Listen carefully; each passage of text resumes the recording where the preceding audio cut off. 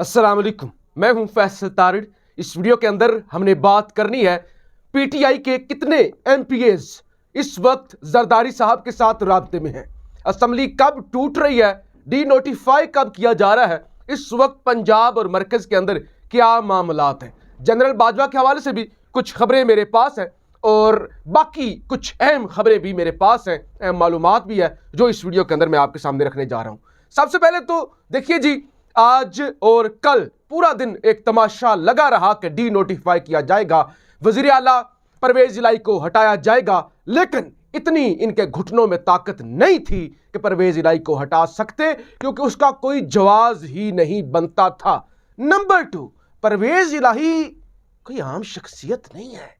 यानी परवेज इलाही उस शख्सियत का नाम है जो जनरल बाजवा के रिटायर हो जाने के बाद भी माइंड करते हैं अगर उनके खिलाफ कोई बात की जाए। इसका मतलब यह है कि वो शाह से ज्यादा शाह के फर्मा बरदार हैं। वो ताकतवर हल्के जो हुकूमतें बनाते हैं और गिराते हैं उनके बहुत करीब हैं और उनके बड़े ताबेदार हैं। लिहाजा जब तक परवेज इलाही खुद ना चाहे, फिर नून लीग चाहे जितना भी चाले और बलीगुर रहमान भी जितना चाले, समरी पर सिग्नेचर नहीं हो सकते। इस वक्त मामलात कुछ ठंडे पड़ते हुए नजर आ रहे हैं। जो बड़ी तेजी थी कि हम जाके सीएम हाउस पर कब्जा करेंगे, पहली बढ़क ये मारी, सीएम हाउस पर कब्जा हो जाएगा, कंटेनर लग जाएंगे, परवेज इलाही की सिक्योरिटी वापस ले ली जाएगी। दूसरी बढ़क ये थी 4 बजे से पहले एतमाद का वोट ना लिया कल तो हम डिनोटिफाई कर देंगे, हटा देंगे, ताकत छीन लेंगे। दोनों काम नहीं हो सके।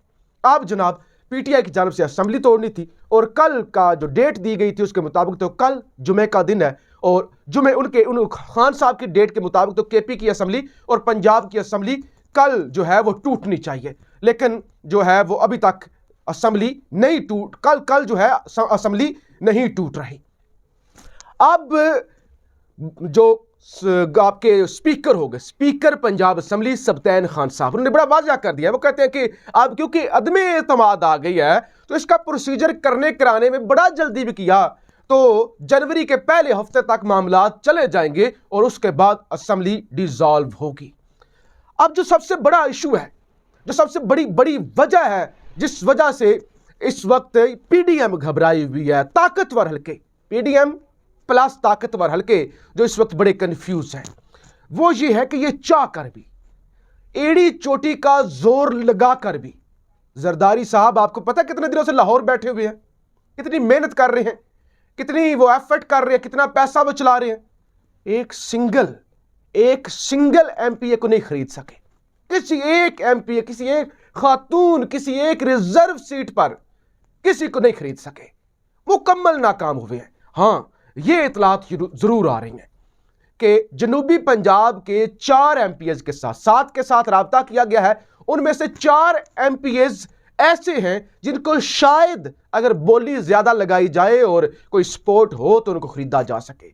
तो उन 4 को खरीदने की कोशिश जरूर हो रही है और सबसे बड़ी जो एफर्ट हो रही है कि वो तो पीटीआई के तो लोगों को खरीदेंगे तो उनका तो मुस्तकबिल तबाह हो जाएगा ना। इस वक्त बिक ये नहीं कि अच्छे लोग हैं, ये मत समझिएगा कि ये जो एमपीए है पीटीआई के नेक बहुत हैं, ताबेदार बहुत हैं।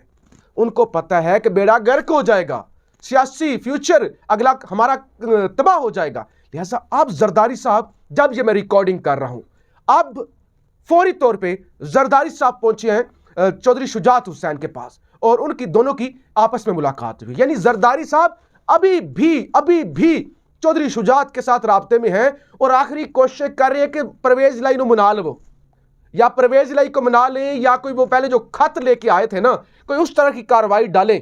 क्योंकि आज चौधरी परवेज इलाही का जो अहम साथी है कामल अली आगा, सेनेटर कामल अली आगा, उनको चौधरी शुजात ने अपनी पार्टी से निकाल दिया है, उनकी बुनियादी जो मेंबरशिप है वही खत्म कर दी है। लिहाजा अब भी जरदारी चौधरी शुजात के साथ राब्ते में है कि परवेज इलाही को समझाओ, इमरान खान दियां गल्लां विच ना आवे ते 5-6 महीने बाद सीएम बन जावे।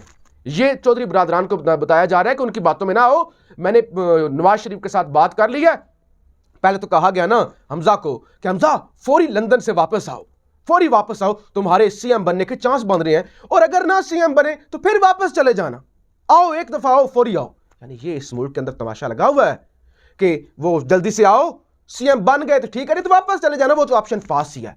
यहां यानी सिर्फ हुकूमतें करने के लिए आते हैं। तो अब चौधरी परवेज ले को दोबारा दाना डालने की कोशिश की जा रही है चौधरी शुजात के जरिए कि आप जो हैं वो हमारे साथ आ जाएं। और 4 के करीब मेरे पास इतलात आई हैं जनूबी पंजाब की MPA, वो अभी तक बिके तो नहीं है लेकिन उनको ख़रीदा जा सकता है। फिलहाल PTI के भी बंदे पूरे हैं और काफ लीग के भी बंदे पूरे हैं। और मोनिस इलाही को पता है कि वक्ती तौर पर अगर हमने फ़ायदा देखा और हम चौधरी शुजात या जरदारी के जाल में आ गए तो फिर अगला हमारा जो सियासी स्कोप है वो ख़त्म हो जाएगा। तो असम्बली कल नहीं टूट रही, ये वाज़ा कर दिया सब्तैन खान ने, क्योंकि एक अदम एतमाद भी आ चुकी है और एतमाद का वोट वाला भी इशू है। तो ये सारा जब मामला हल हो जाएगा उस वक्त ही फिर KPK की असम्बली भी तोड़ी जाएगी। असूली तौर पे होना भी ऐसे ही चाहिए। कैसे ही आप KPK की असम्बली तोड़ के बैठ जाएं और पंजाब के अंदर मामलात ख़राब रहें, यहाँ से भी आप जाएं और वहाँ भी कोई बड़ा प्रेशर ना बन सके। तो लिहाजा इसलिए कल असम्बली नहीं टूट रही। खान ने खिताब भी किया है और खान ने आज परवेज लाई ने कहा था ना कि मैं माइंड करूंगा, मैं जवाब दूंगा अब अगर बाजवा पर तनकीद हुई तो आज खान ने बाजवा साहब का नाम नहीं लिया। खान साहब ने कहा वो एक शख्स, एक आदमी ने मेरी हुकूमत गिराई और मुल्क से दुश्मनी की और मुझे मरवाने की कोशिश की और मेरी पार्टी को ख़त्म करने की कोशिश की, एक आदमी ने, और जनरल बाजवा साहब का उन्होंने नाम नहीं लिया।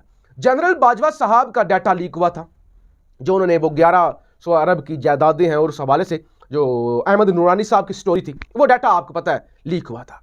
आप जरा देखिएगा, बड़ी दिलचस्प खबर है, ध्यान से। 3 मुल्जमान को रिमांड पर पुलिस के हवाले किया गया। 3 मुल्जमान को रिमांड पर पुलिस के हवाले किया गया है। जुर्म क्या है कि इन्होंने जनरल बाजवा के बारे में इंफॉर्मेशन दी है। इंफॉर्मेशन गलत दी है, ये इल्जाम नहीं है। ध्यान से, इंफॉर्मेशन मालूमात गलत दी है, ये इल्जाम नहीं है।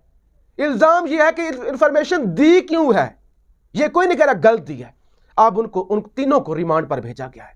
हाय इस मुल्क का कानून और इंसाफ, क्या बात है। यानी जिस पर ये इतना बड़ा इल्जाम लगा है कि उसने फौज के अंदर रहते हुए करोड़ों रुपए, सैकड़ों करोड़ों रुपए कमा लिए, उसके खिलाफ एक FIR या सिंगल मुकदमा, एक इंक्वायरी भी नहीं हुई कि हां भाई बताओ इतने पैसे कैसे कमा लिए। लेकिन वो जिन्होंने मालूमात दी है उनको रिमांड पर भेज दिया है। यानी वो गरीब आम अफसर है ना, उनको भेज दिया कि जाओ तुम्हारी जुर्रत कैसे हुई, तुमने ये इंफॉर्मेशन लीक किया है। और जिस पर इल्जाम लगा है उस पर किसी अदारे की जुर्रत ही नहीं है कि यार गलत इल्जाम होगा, उन्होंने मेहनत से कमाए होंगे पैसे, उनके जाती होंगे, लेकिन बुला के पूछ तो लो कि भाई जी कहां है वो रसीदें, सोर्स ऑफ इनकम क्या है। मतलब वो एक अजीब कहानी है। यानी ये इस मुल्क में हो रहा है। और आज इलेक्शन से भागने का एक और टैक्टिस इस्लामाबाद के अंदर जी, बल्दियाती इलेक्शन हो रहे थे और 31 दिसंबर को होने थे, मुलतवी हो चुके हैं। आज कौमी असम्बली का इजलास हुआ और वहाँ पे जी मुकामी हुकूमत का बिल मंजूर किया गया, जिसके मुताबिक अब मेयर और डिप्टी मेयर को डायरेक्ट वोट किया जाएगा और 125 के बजाय 100 के बजाय 125 यूनियन कौंसल्स होंगी अब इस्लामाबाद की। तो लिहाजा वक्ती तौर पे वहाँ पे भी इलेक्शन से भाग गई नून लीग, क्योंकि उनको पता था कि हम हार जाएंगे। तो लिहाजा उन्होंने पहले कहा कि हम यूनियन कौंसल की तादाद बढ़ाने लगे हैं और उसके बाद उन्होंने आज कानून साजी करके कानून ही चेंज कर दिया बल्दियाती इलेक्शन का और मुकामी हुकूमतों का। तो ये इस वक्त पाकिस्तान में चल रहा है। कामल अली आगा को हटा दिया गया है और इमरान खान साहब ने बड़ा वाज़िया कर दिया है, ताकतवर हल्कों को ये पैगाम दे दिया है कि मुल्क हाथ से निकल जाएगा। आप तो ये सारा कुछ कर रहे हैं ना, लेकिन मुल्क हाथ से निकल जाएगा। जो मैशत की सूरत हाल है, जो सिक्योरिटी की सूरत हाल है, जैज़ कंपनी अपने टावर बेच के जा रही है, इन्वेस्टर नहीं आ रहा, कितनी पिछले 1 हफ्ते की खबरें जो इकोनॉमी में इंटरेस्टेड लोग हैं, इकोनॉमी के हवाले से, और मुल्क में बड़े बड़े ब्रांड जो अपना कारोबार ठप करके जा रहे हैं, बंद करके जा रहे हैं, वो ज़रा पिछले 1 हफ्ते की खबरें पढ़ रहे तो आपका खुदकशी करने पे दिल करेगा। खुदा ना करे कि आप ऐसा सोचे भी, लेकिन ऐसी मुल्क की हालत है। और ताकतवर हल्के बड़े अफसोस से मुझे कहना पड़ रहा है उसी पॉलिसी पर चल रहे हैं जिस पॉलिसी पर बड़े साहब पहले चल रहे थे, और बड़े साहब की पॉलिसी आज भी फॉलो हो रही है। और उसी तरह से मुल्क के अंदर जो है वो दहशतगर्दी भी सार उठा रही है, मैशत का भी भट्ठा बैठ चुका है। लेकिन बादशाह सलामत का शौक सलामत रहे और बस यहाँ पे शतरंज खेलते रहे कि उसको गिराना है, उसको लाना है, उससे ये करवाना है, उससे नहीं ये करवाना, लेकिन मुल्क तबाह हो रहा है। अपनी राय का इजहार जरूर कीजिएगा। पाकिस्तान जिंदाबाद।